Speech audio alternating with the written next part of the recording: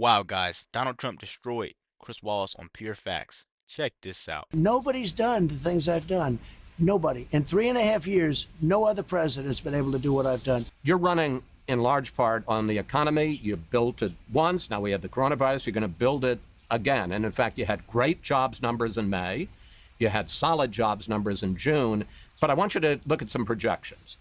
The Nonpartisan Congressional Budget Office says the unemployment rate at the end of the year will be 10.5%. J.P. Morgan says in the fourth quarter, GDP will contract by 6.2%.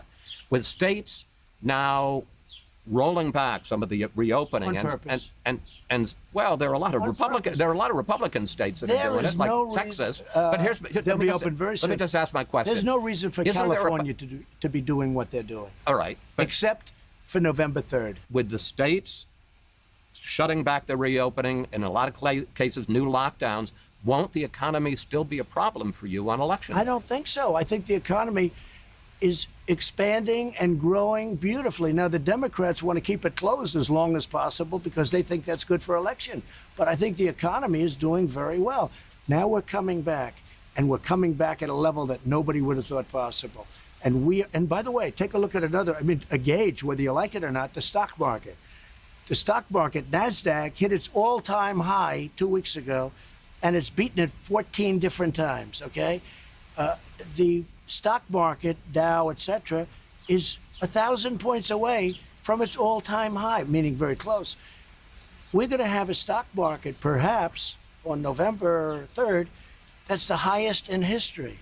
I want to talk to you about Obamacare. Since the pandemic hit, millions of people have lost their jobs and thereby lost their health insurance, and almost 500,000 have signed up for Obamacare.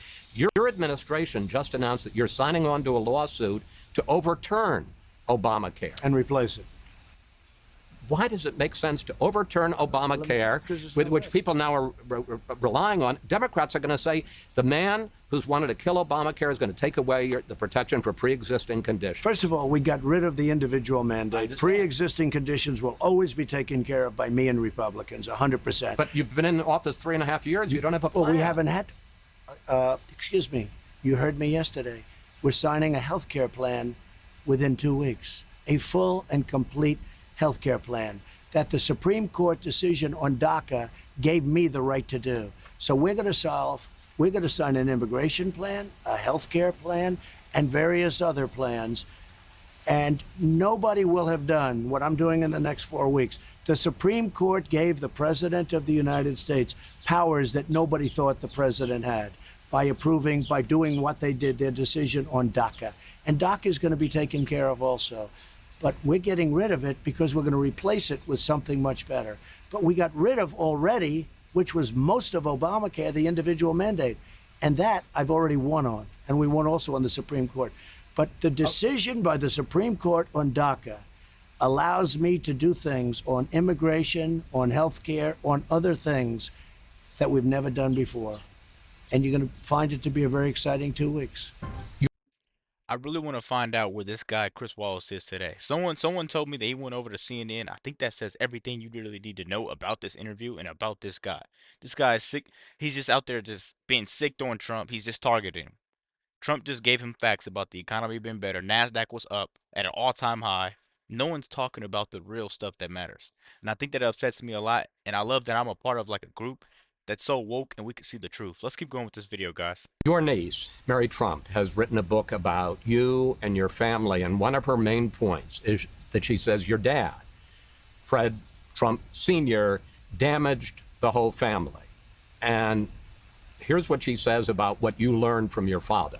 He learned to become the killer you mentioned, the man who needs to succeed at all costs, who will do anything to get attention, financial rewards, and to win. Do you see any truth in that? My father liked to win. My father was a very good man. He was a strong man. It's disgraceful that she said that. She was not exactly a family favorite. We didn't have a lot of respect or like for her. I would have never said that, except she writes a book that's so stupid and so vicious, and it's a lie. My father was a great, wonderful man. Let me just ask you this But this question. is not a person that I spent very much time with, very little time. And now I'm glad. You've developed a pretty thick skin over the years, from decades of attacks in New York tabloids, now from the press here, and your political opponents here in Washington. But even for Donald Trump, does it hurt you at all to be attacked in such personal terms Yeah. by a member of your own family? It hurts me more about attacking my father, not being kind to my mother. I have a mother who was like a saint. She was incredible. She was an incredible woman. And she was nasty even to my mother. She's a very scarred person. She was not much of a family person. But look, let me just tell you, my father was, I think he was the most solid person I've ever met. And he was a very good person. He was a very, very good person. He was strong, but he was good. For her to say the kind of things, a psychopath, that he was a psychopath, anybody that knew Fred Trump would call him a psychopath. And you know what? If he was, I would tell you. And I would say, you know, Chris, I was with my father and it was impossible. My father he was tough. He was tough on me. He was tough on all of the kids, but tough in a solid sense, in a really good sense. For her to say, I think the word she used was psychopath. What a disgrace. She ought to be ashamed of herself. That book is a lie. Some people were surprised when you agreed to this interview, to sit down with me. What are you going And I don't know why he really agreed with this person. This person literally just said a guy that's been attacked in the media by political opponents, by random people. You know people are lying to him. You know people are spreading hate. Why would you get him on interview to spread more hate? I'm telling you, the people that are willing to see Trump lose are putting money in so much people's pockets to go out and try to make him look crazy or try to make him look like a bad person. They're even talking about his deceased father. And this is how far they're willing to go. And people are still willing to vote for these people. The stuff that these people are doing behind closed doors are starting to come out. The stuff that these people do in the dark comes out. That's real true, and that's what's going on now, guys. Let's keep going. Let's finish this video off. to ask? Especially because of some of the mean tweets that you've said about me. Mike Wallace wannabe, nasty and obnoxious. I will tell you, after that one, my son Peter, who you've met, called and he said, nasty, no, obnoxious, maybe. But here's the question. One of your beefs seems to be that I put Democrats on the show and I ask them questions. And I guess the question I have is, don't you understand it's my job to put Democrats on as well as Republicans and to ask them probing questions just like I ask Republicans? I'm not. No, no, that's not what he does. What he does, he comes on there, he asks the Democrats questions that he knows they're going to have the right answers for. He's asking this guy questions about his deceased father and about a book wrote, making it shine a horrible light on his deceased father.